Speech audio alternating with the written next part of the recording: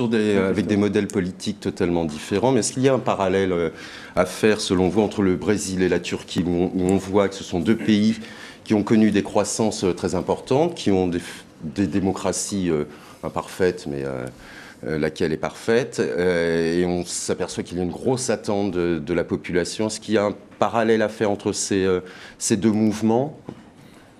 Moi, je crois qu'il y a un parallèle parce que les gens sont dans la rue, mais c'est la seule façon de s'exprimer, surtout en dictature. Je dirais que c'est plus difficile de s'exprimer, on l'a bien vu, en Turquie qu'au Brésil. Parce qu'au Brésil, il y a une écoute. La présidente va recevoir les gens, ou elle les a déjà reçus, les représentants des gens qui sont dans la rue, et puis elle a l'air de les comprendre.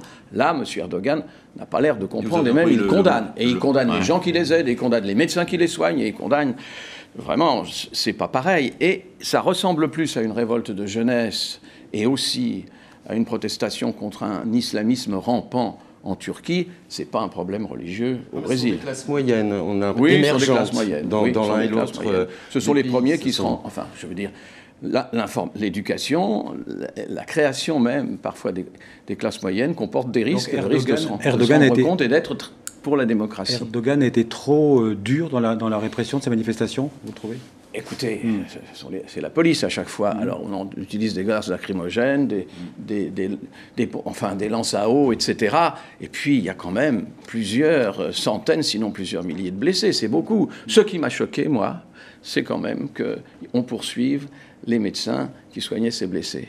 Et qu'on poursuive également les avocats qui tentent de les défendre. Ça me paraît un peu excessif.